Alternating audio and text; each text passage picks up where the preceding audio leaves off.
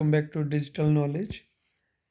दिल्ली सल्तनत की दूसरी वीडियो में आज हम लोग पढ़ेंगे गुलाम वंश के बारे में, दैट इज स्लेव डायनेस्टी। पिछली वीडियो में हम लोगों ने देखा था कैसे मोहम्मद गौरी ने पृथ्वीराज चौहान को हराकर तराइन के दूसरे युद्ध में हराकर दिल्ली सल्तनत की नींव डाली in Indian soil. After that in 1202 AD 1202 में जब गौरी के भाई की मौत हुई तो उसे घुरिड एम्पायर में वापस जाना पड़ा और वो यहाँ पर अपने दो गुलाम यानी कि दो स्लेव्स बख्तियार खिलजी और कुतुबुद्दीन ऐबक को यहाँ पर छोड़ के गया अपने एम्पायर को देखने के लिए। बख्तियार खिलजी को टास्क मिला ईस्ट में एक्सपेंड करने का, जो कि उसने किया और बिहार में नालंदा यूनिवर्सिटी को अपने एक्सपेंशन में उसने डिस्ट्रॉय कर दिया, जला दिया। नालंदा यूनिवर्सिटी में बहुत फॉरेनर्स स्टूडेंट भी आके पढ़ते थे उस टाइम पे, और इसको माना जाता है कि काफ़ी महीने तक जली थी, यूनिवर्सिटी इतनी बड़ी थी। और फाइनली इन 1206 AD में उसके खुद के आर्मी जनरल अली मर्दान ने उसको स्टैब करके यानी कि चाकू मार के उसकी मौत कर दी बख्तियार खिलजी की। अब इधर देखिए कुतुबुद्दीन ऐबक जो था, ये after Ghori left for Ghurid empire, जब गौरी यहाँ से चला गया तो इसको पूरी पावर मिल गई अपनी यहाँ पे एम्पायर एस्टेब्लिश करने की। और after the death of Gauri in 1206 AD इसको पूरी पावर मिल गई कि अपने एम्पायर को ये एकदम स्ट्रॉन्ग करके खड़ा करने की। तो इसने अपनी खुद की डायनेस्टी स्टार्ट की, स्लेव डायनेस्टी, इन 1206 AD। और इसने अपनी कैपिटल रखी लाहौर में और दिल्ली में। लाहौर में इसलिए रखी क्योंकि इसको सेंट्रल एशियन कंट्री से टच में रहना था, और दिल्ली में because he need to protect his empire from Chauhans, और चौहान से लड़के उनका एम्पायर भी इसे अपने अंडर में लेना था। और कुतुबुद्दीन ऐबक जो था वो हमेशा अपने आप को गुलाम ही माना है गौरी का, उसने अपने आप को कभी रूलर नहीं माना है। और वो सूफी का बहुत बड़ा फॉलोअर था। तो जो एक बहुत फेमस सूफी सेंट थे ख्वाजा कुतुबुद्दीन बख्तियार काकी, उनकी याद में इसने डिसाइड किया कि ये कुतुब मीनार, एक मीनार बनवाएगा। अब देखिए मीनार क्यों बनवाया जाता था कि मीनार जो है वो इस्लाम में एक इम्पॉर्टेंट आर्किटेक्ट माना जाता है। तो उस एरिया में ज़्यादा हिंदू पॉपुलेशन होने की वजह से एक मीनार बनवाने का इसने डिसाइड किया, जो कि ख्वाजा कुतुबुद्दीन बख्तियार काकी की याद में बनवाया गया। इसने स्टार्ट किया कुतुब मीनार बनवाना। अब याद रखिएगा कि कुतुबुद्दीन ऐबक ने केवल कुतुब मीनार को बनवाना स्टार्ट किया था, इसको कंप्लीट करवाया नेक्स्ट रूलर, नेक्स्ट सुल्तान इल्तुतमिश ने। वहीं पे एक मस्जिद बनवाई गई, कुवत अल मॉस्क, कुतुब मीनार के कॉम्प्लेक्स में ही। एक इम्पॉर्टेंट कंस्ट्रक्शन कुतुबुद्दीन ऐबक के रूल में और करवाया गया, दैट इज़ 2.5 दिन का झोपड़ा। 2.5 दिन का झोपड़ा ऐसे इसलिए बोला जाता है क्योंकि मोस्ट ऑफ द कंस्ट्रक्शन जो इस मस्जिद का था वो 2.5 दिन के अंदर कंप्लीट करवा दिया गया था। और इसे बनाने के लिए, इसे डिज़ाइन करने के लिए हेरात से एक आर्किटेक्चर आए थे जिनका नाम था अबू बकार। और ये संस्कृत कॉलेज को तोड़कर उसके ऊपर बनवाया गया था। और यहाँ पे एक सरस्वती मंदिर का भी कॉम्प्लेक्स था, उसको तोड़कर उसके ऊपर ये 2.5 दिन का झोपड़ा मस्जिद बनवाई गई है। कुतुबुद्दीन ऐबक को लाख बक्स भी बोला जाता था फॉर हिज डोनेशंस। डोनेट करने की वजह से इसको लाख बक्स भी बोला जाता था। फाइनली 2010 में 1210 में, सॉरी गाइस, 1210 में पोलो खेलते टाइम, जिसको चौगान भी बोलते थे, पोलो खेलते टाइम इसकी मौत हो गई। उसके बाद इसका बेटा आराम शाह रूलर बना, बट उसको बड़ी जल्दी इल्तुतमिश, जो कि कुतुबुद्दीन ऐबक का सन इन लॉ था, उसने डिथ्रोन करके जो क्राउन था वो अपने अपने पास ले लिया। और 1211 AD में इल्तुतमिश बना नया सुल्तान ऑफ दिल्ली सल्तनत। अब देखिए इल्तुतमिश जो था वो एक्चुअली में दिल्ली सल्तनत का फाउंडर माना जाता है। मतलब ये जो था नींव डाली गौरी ने, बट इसने दिल्ली सल्तनत को अच्छे से एस्टेब्लिश किया है। Actually yes, established by Iltutmish. Islamic religion को इंडिया में इसने स्ट्रेंथन किया, और इसने ईस्ट में एक्सपेंड करने के साथ साथ नॉर्दर्न इंडिया में भी एक्सपेंड किया, और इसने अपनी कैपिटल बनाई दिल्ली। ये पहला रूलर था जिसने दिल्ली को कैपिटल बनाया, इसलिए इसको ही माना जाता है कि ये एक्चुअली एस्टेब्लिश द दिल्ली सल्तनत।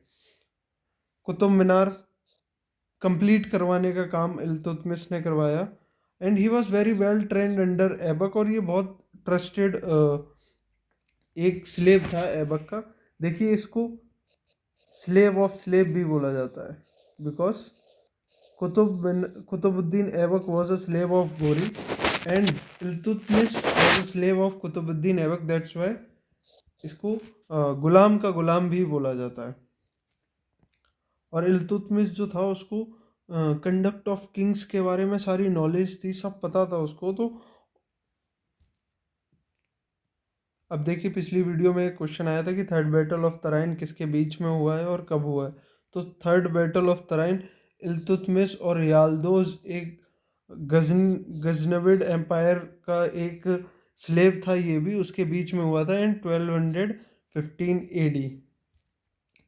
फिर उसके बाद एक इम्पॉर्टेंट काम जो इल्तुतमिश के द्वारा कराया गया, that was iqtadari system. Iqtadari system means जो इक्तास होते थे, इक्तास यानी कि जो नोबल्स होते थे और जो ऑफिसर्स ब्यूरोक्रेट्स होते थे, उनको लैंड दी जाती थी इन लीव ऑफ पेमेंट, मतलब पेमेंट के तौर पर उन्हें लैंड दी जाती थी। और उस लैंड से जो रेवेन्यू आता था, अगर वो उनके पेमेंट से अबव जाता था, तो वो जो रेवेन्यू होता था वो स्टेट ट्रेजर में वापस सबमिट कराया जाता था। उसके बाद इल्तुतमिश ने चहलगानी एक सिस्टम एस्टेब्लिश किया। चहलगानी एक 40 नोबल्स की टीम होती थी जो कि किंग को असिस्ट करती थी। It's like council of ministers जो आज के ज़माने में होते थे। बाकी कुछ इंपॉर्टेंट कॉइन्स इल्तुतमिश ने स्टार्ट किए जो दिल्ली सल्तनत में पहली बार स्टार्ट हुए, दैट इज जित्तल एंड तनका। जित्तल जो होता था वो कॉपर का कॉइन होता था, तनका होता था सिल्वर का कॉइन। बाकी उज्जैन में रेड करके इसने उज्जैन टेम्पल को डिस्ट्रॉय किया था, और इसने अपनी बेटी रज़िया को बहुत अच्छे से वेरी वेल ट्रेन किया था, और ये चाहता था कि इसके मरने के बाद रज़िया ही सुल्तान बने और रज़िया ही उसका क्राउन संभाले। और वाइल 1231 से 1232 जब ये ग्वालियर में रेड कर रहा था, जब ग्वालियर एम्पायर को ये अपने अंडर लेना चाह रहा था, उस टाइम पे जो रज़िया थी उसने दिल्ली सल्तनत को पूरा देखा था। जो भी एडमिनिस्ट्रेशन का काम था वो सारा रज़िया सुल्ताना ने ही देखा था।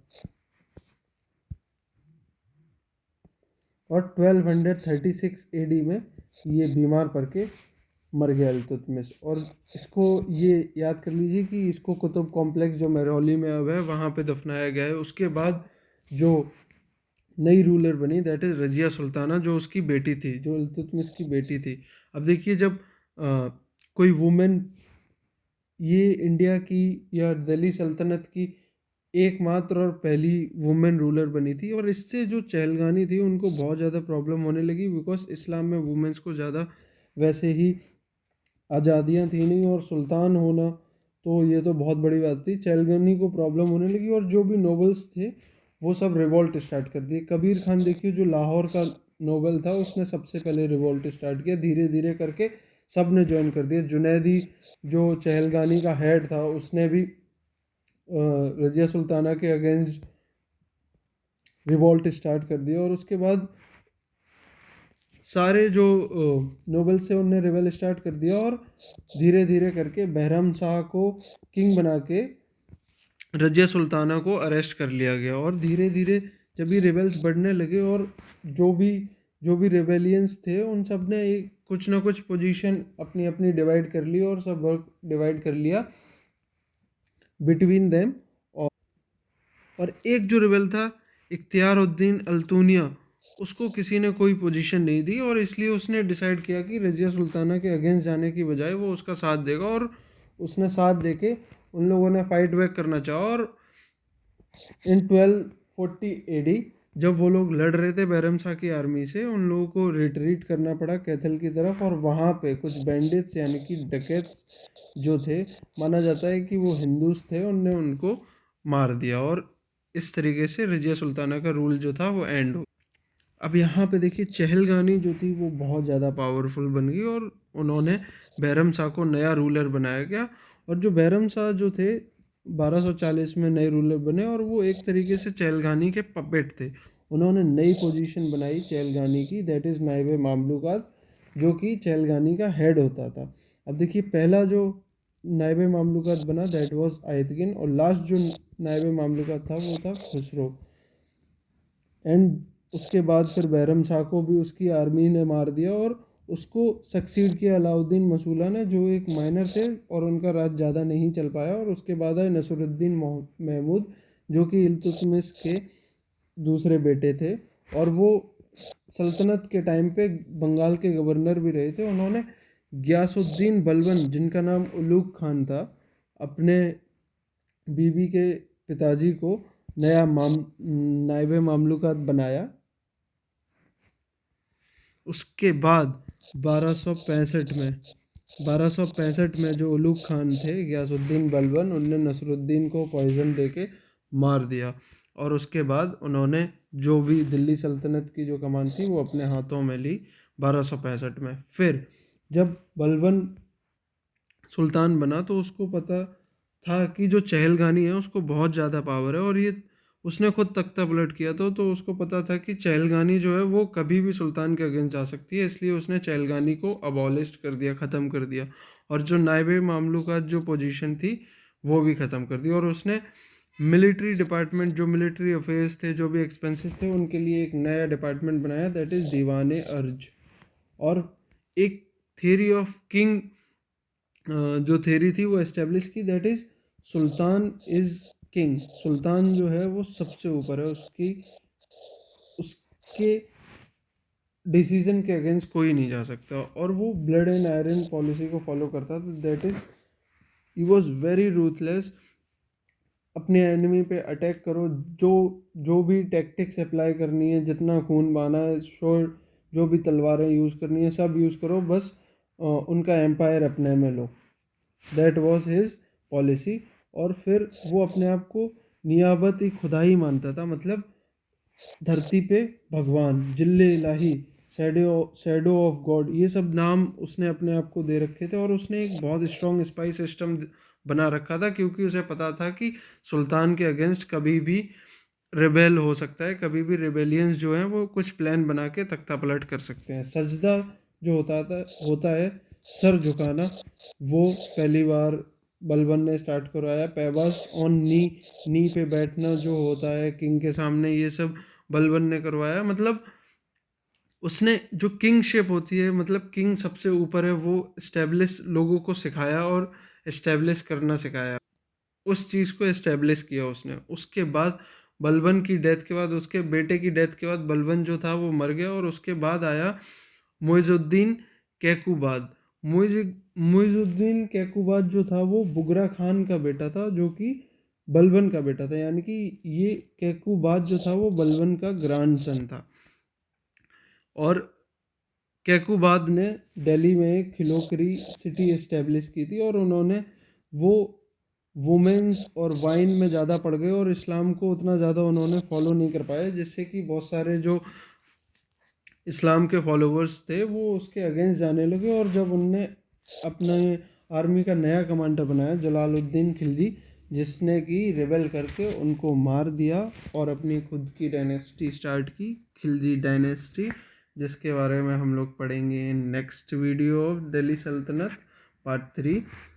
आइए थोड़ी जल्दी से देख लेते हैं कि कौन कौन रूलर्स रहे हैं इन स्लेव डायनेस्टी। सबसे पहले है कुतुबुद्दीन ऐबक, उसके बाद इल्तुतमिश जो कि उसका गुलाम था, इल्तुतमिश के बाद उनकी बेटी रजिया सुल्ताना, उसके बाद बैरम शाह इल्तुतमिश का बेटा, उसके बाद नसरुद्दीन महमूद जो कि इल्तुतमिश का बेटा था, उसके बाद बलबन जो उसका फादर इन लॉ था, उसके बाद कैकुबाद जो कि बलबन का ग्रैंडसन था, जिसके बाद कैकुबाद को मारकर जलालुद्दीन खिलजी ने अपनी खिलजी डायनेस्टी स्टार्ट की, जिसके बारे में नेक्स्ट वीडियो में पढ़ेंगे। And thanks for watching, subscribe the channel and like the video, and if you have any suggestion do leave in comment box. Thank you.